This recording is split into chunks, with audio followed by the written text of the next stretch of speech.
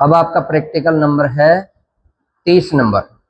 Practical number 30 का नाम है अर्थ टेस्टर से अर्थिंग का प्रतिरोध मापना। ये आपके सामने अर्थिंग है और ये आपके सामने अर्थ टेस्टर बनाया हुआ है। ये तो चित्र है और आपको प्रैक्टिकल करके दिखाएंगे। ये आपके सामने अर्थ टेस्टर और अर्थिंग आपका नीचे किया हुआ है। अर्थिंग का प्रतिरोध अर्थ टेस्टर से कैसे मापते हैं, ठीक है।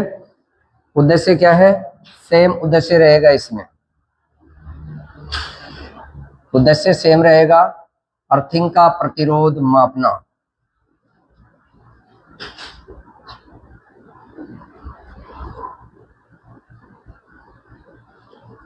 जिसमें अर्थिंग आपकी पाइप अर्थिंग भी हो सकती है,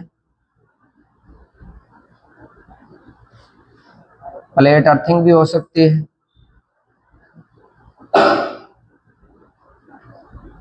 और 3 नंबर पे आपकी रोड अर्थिंग भी हो सकती है।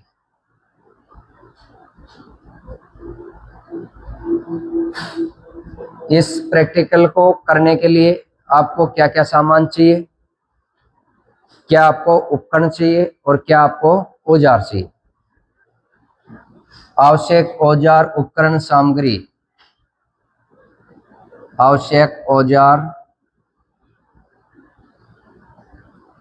उपकरण व सामग्री। औजारों में combination plier,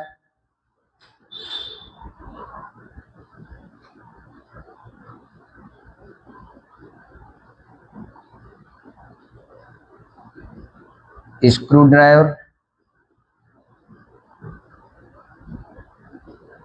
wire cutter, wire stripper,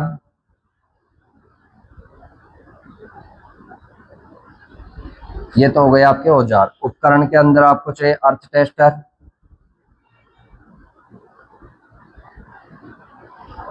छह नंबर पे आपका आगे सामग्री। सामग्री के अंदर सहायक इलेक्ट्रोड,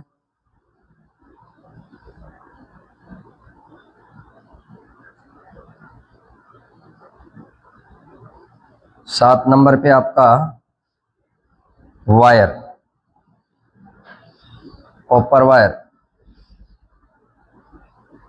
ये आपका 0.5 mm स्क्वायर भी ले सकते हैं, 1 mm स्क्वायर भी ले सकते हैं।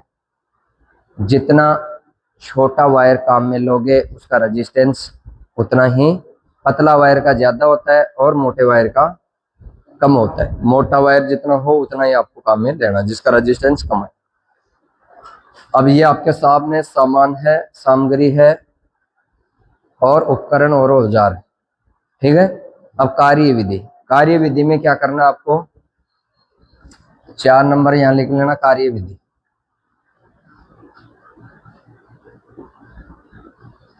पहले क्या करना है आपको, परिपथ डायग्राम बनाना है। परिपथ डायग्राम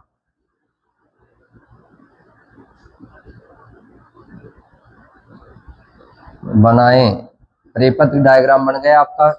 ये आपके सामने अर्थिंग है, ये सहायक इलेक्ट्रोड हो गए दोनों, ये आपके सामने अर्थ टेस्टर लगा दिया गया, ठीक है। अब अर्थ टेस्टर का अर्थिंग से संयोजन, परिपथ के अनुसार, परिपथ के अनुसार संयोजन करें, संयोजन करें। अब इसका संयोजन कैसे होता है कि आपके पास अर्थ टेस्टर डिजिटल का भी हो सकता है, डिजिटल अर्थ टेस्टर, और एनालॉग भी हो सकता है। एनालॉग की बात करूं तो इस प्रकार का आएगा, जिसमें हैंडल रहेगा और आपका स्केल रहेगा, जिसका 0 से 100 ओम तक का रेजिस्टेंस माप सकता है। इस हैंडल को 160 या 180 आरपीएम पर, इसको 160 या 180 आरपीएम पर घुमाएंगे। डीसी जनरेटर के सिद्धांत पे कार्य करता है। 160 या 80 आरपीएम आप इसको अपनी नियत गति पर, ऐसे 160 नहीं घुमा पाओगे आप पर मिनट, लेकिन इसके अंदर गिरारी होती है, गिरारी जानते हो ना, गियर बॉक्स, गियर बॉक्स होता है जो एक राउंड को 20 राउंड में कन्वर्ट कर देता है, ठीक है। तो मिनट से 5 राउंड भी लग गए ना, उस हिसाब से अलग अलग गियर बॉक्स होता है। आप सामान्य रूप से इसको चलाओगे तो 160 आरपीएम पर गति करेगा। अब इसके अंदर आपको 3 टर्मिनल दिख रहे हैं, यही 3 टर्मिनल मैंने यहाँ बना दिए। पहला टर्मिनल होता है ई का, दूसरा पी का, तीसरा सी का। ई का मतलब अर्थिंग, पी का मतलब प्रेशर कॉइल और सी का मतलब करंट कॉइल का। 3 टर्मिनल हो गए। अर्थिंग वाला जो टर्मिनल होता है उसको हमेशा अर्थ वायर से कनेक्ट करना है। ये अर्थिंग वायर आया हुआ है ना, अर्थिंग से जोड़ते हैं अपन, ये अर्थ वायर से कनेक्ट होना चाहिए। अब बच गए आपके पास ई का और सी का, पी और सी का, अर्थिंग का जुड़ गया। अब ये पी और सी प्रेशर कॉइल और करंट कॉइल को आप इधर उधर कैसे भी लगा सकते हैं। आपको अर्थिंग से 5 से 10 मीटर दूर, अर्थिंग से 5 से 10 मीटर दूर, 5 से 10 मीटर का मतलब दाएं और बाएं, इधर और एक उधर, दाएं और बाएं 5 से 10 मीटर के बाद में आपको सहायक इलेक्ट्रोड लगाना है। एक साइड में आप पी वाले टर्मिनल को कनेक्ट कर दो और दूसरी साइड में आप सी वाले टर्मिनल को कनेक्ट। अब आपके हैंडल को आप घुमाओगे 160 आरपीएम पर तो ये आपका रीडिंग देगा। अब रीडिंग तो देगा लेकिन इसका अर्थिंग का रेजिस्टेंस का भी आपको पता होना चाहिए कि कितना होना चाहिए। अर्थिंग का रेजिस्टेंस हर जगह अलग अलग जगह पर अलग अलग मान हो सकता है। जैसे अपन मानते हैं पावर स्टेशन पर, अगर मैं पावर स्टेशन पे बात करूं, पावर स्टेशन कौन से होते हैं, पावर हाउस, बिजली घर, उसमें रेजिस्टेंस का मान अर्थिंग का रखा जाता है 0.5 ओम।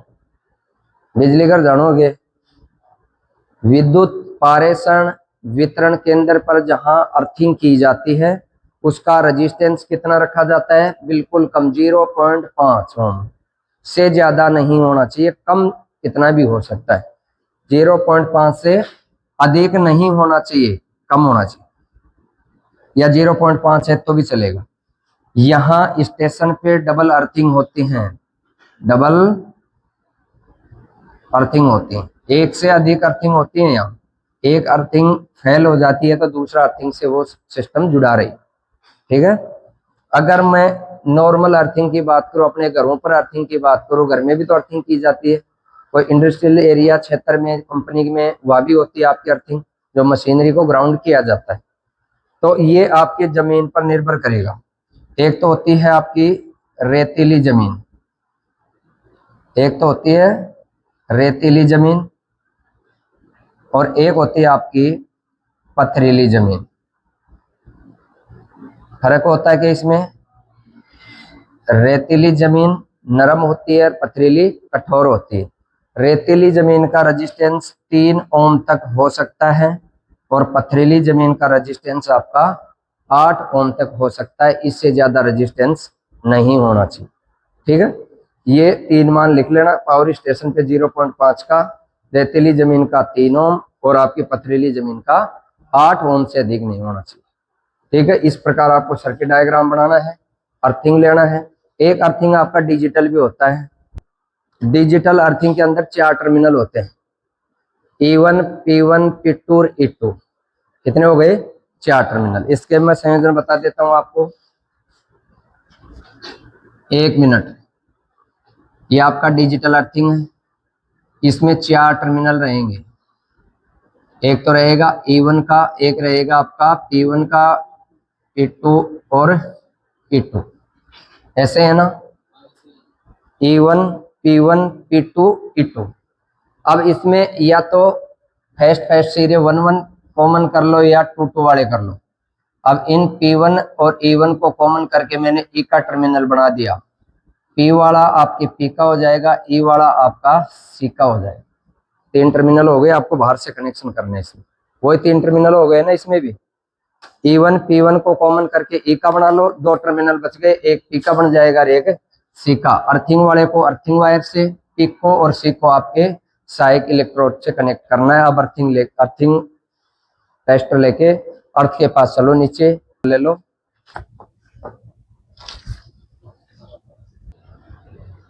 अब ये आपकी कौन सी अर्थिंग है, ये क्या पता तेरे को, प्लेट है। कहाँ?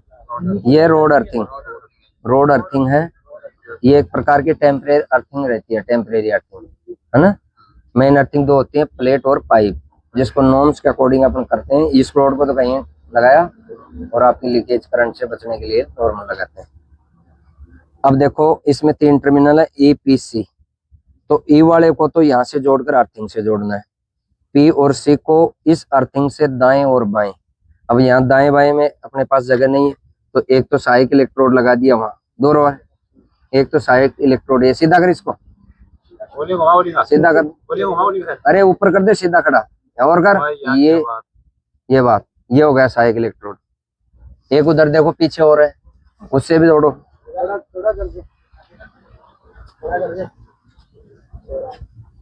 ये दोनों सहायक इलेक्ट्रोड हो गए, दाएं बाएं होने चाहिए। कितनी दूरी पे? 5 से 10 मीटर दूरी पे, ठीक है। इन दोनों को तो लगाना है पी और सी में, कैसे लगाओ दाएं बाएं, कोई दिक्कत नहीं है। केवल ई वाले टर्मिनल का ध्यान रखना, ई को अर्थिंग से जोड़ना है।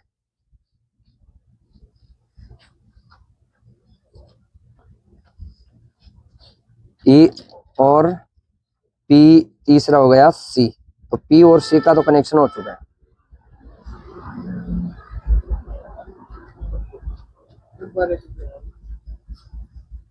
इसमें एक जॉइंट था ना, कहाँ सी गए, कहाँ है जॉइंट से हटाओ उसको।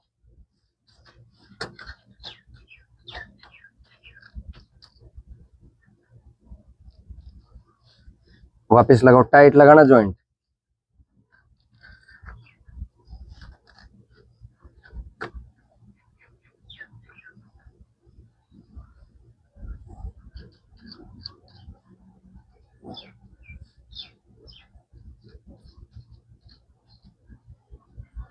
ये आपका अर्थिंग वाला है, अर्थिंग वाले को अर्थिंग से जोड़ना है, ई को अर्थिंग से, पीसी को सहायक इलेक्ट्रोड से।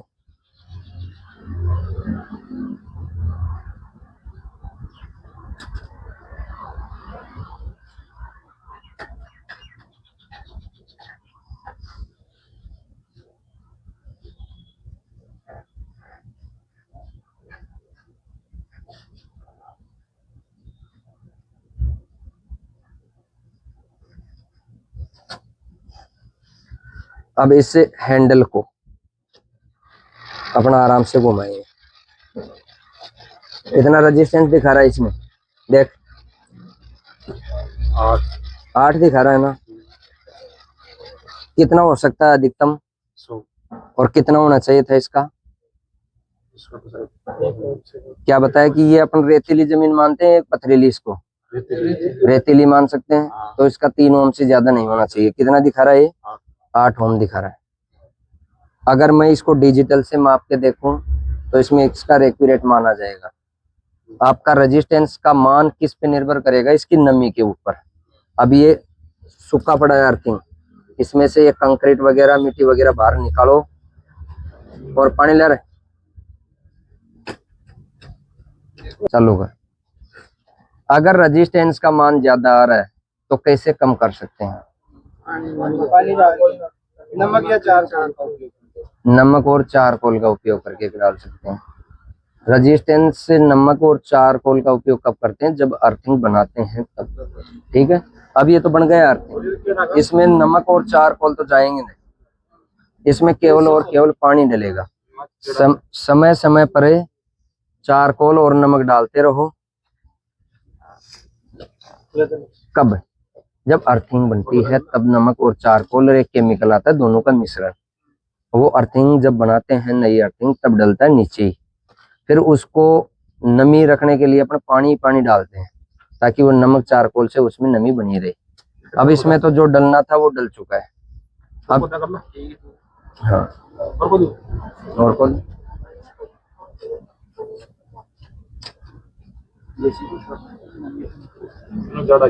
अब इसमें पानी डालो। एक बार डिजिटल से मापेंगे डिजिटल से भी माप के दिखाओ। नहीं, जैसे नमी इसमें बढ़ेगी तो इसका रेजिस्टेंस अपने आप कम हो जाएगा।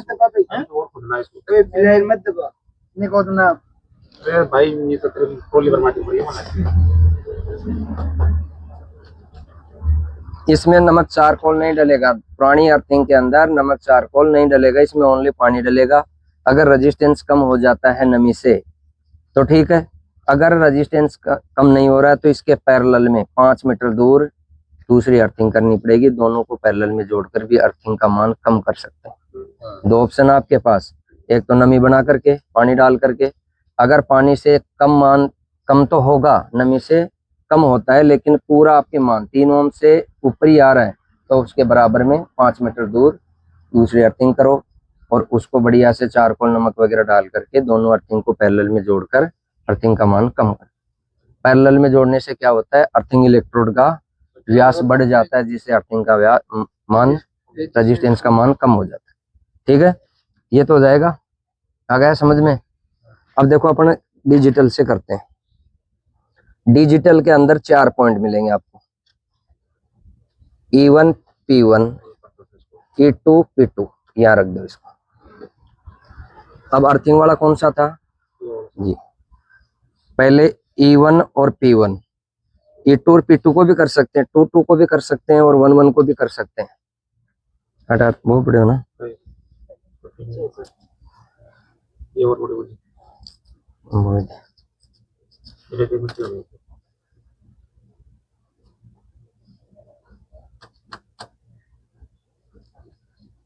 या तो 1 वाले टर्मिनल कॉमन करो या 2 वाले करो।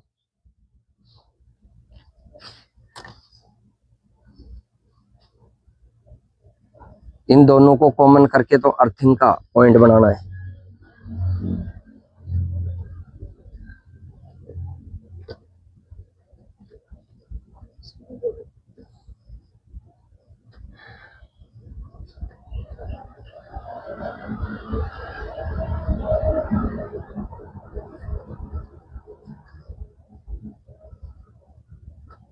ये आदर्श प्रतिरोध जीरो होना चाहिए।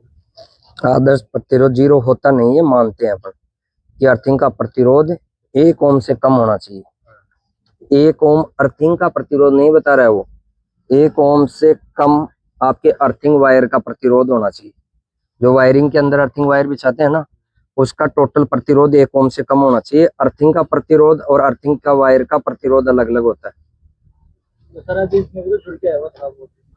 किसमें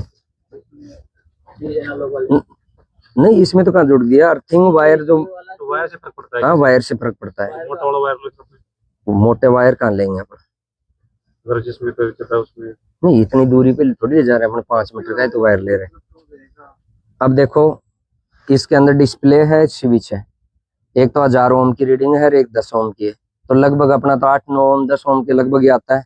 तो इसको नीचे की तरफ ऑन करो। अब इस स्विच को दबाओ, पुश करो इसको,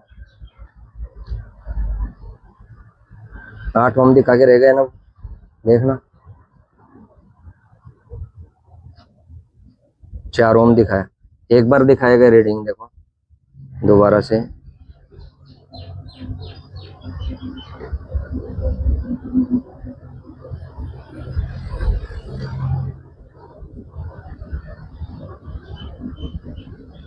दस ओम दिखाया, वो 8 से 10 ओम के बीच में इसका रेजिस्टेंस। अब इसमें जैसे अपन पानी डालेंगे, वो डाला पानी में, हाँ पानी और डालो तो गया वो तो इसमें, ठीक है। ऐसे आपको डिजिटल से चेक करना है, इसमें रीडिंग आ जाएगी कितने ओम का रेजिस्टेंस है इसमें। इस स्विच को दबाओगे तो आप देखो इसमें रीडिंग दिखाएगा, 1 पॉइंट कुछ हो गया। हाँ,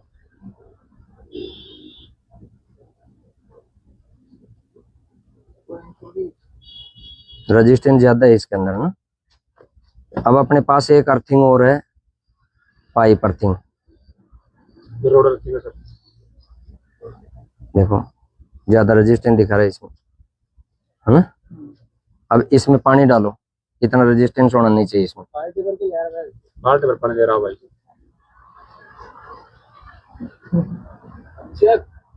अब चलो आप पाइप अर्थिंग के पास यही सिस्टम उठाओ, और ये तो रोड अर्थिंग, इसका रेजिस्टेंस ज्यादा ही बताता है क्योंकि इसके अंदर नमक चारकोल वाला कोई फंक्शन नहीं रहता है। डायरेक्ट इसको जमीन में गाड़ देते हैं और इसको स्ट्रिप से जोड़ देते हैं, ठीक है। चलो 4 अब इसमें देख 57-58 ओम रेजिस्टेंस आ रहा है ना, 60 के लगभग है इसमें रीडिंग। इसमें पानी डालो, नमी बनाओ और फिर आएगा ना। अब इस एरिया का ये रेजिस्टेंस बता दिया, इस जमीन में लगभग यहाँ रेजिस्टेंस कितना है इसका, 57-58 ओम रेजिस्टेंस। देख पानी गिरोगे तब कम हो जाएगा, है ना, कम हो जाएगा अपने आप।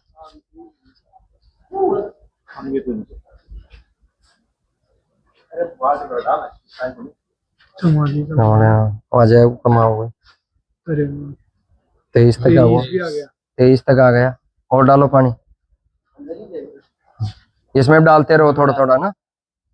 कनेक्शन समझ में आ गया क्या आपको, डिजिटल वाला और एनालॉग वाला? अब इनको तो खोल दो कनेक्शन। ठीक है, डिजिटल एनालॉग दोनों मीटरों के कनेक्शन हो गया। टेस्टर वाले रेजिस्टेंस माप लिया, नॉर्म्स के अकॉर्डिंग रेजिस्टेंस आ रहा है ज्यादा। अब काम क्या करना है आपको, इसमें नमी बनानी है ना। तो अर्थिंग पाइप है, ये पाइप अर्थिंग है, इसके अंदर यहाँ फनल भी लगाया जाता है, पानी को आसानी से डाल सके।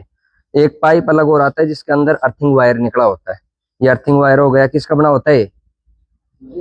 अर्थिंग वायर कॉपर का होता है। कितने SWG का?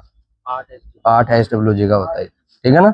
इसकी जितना मोटा वायर रहेगा उतना ही अच्छा रहेगा इसमें रेजिस्टेंस। और ये अर्थिंग वायर यहाँ से कनेक्ट होकर अपना कहाँ जा रहा है, ऊपर लेब में जा रहा है। ठीक है, समझ में आ गया? ठीक।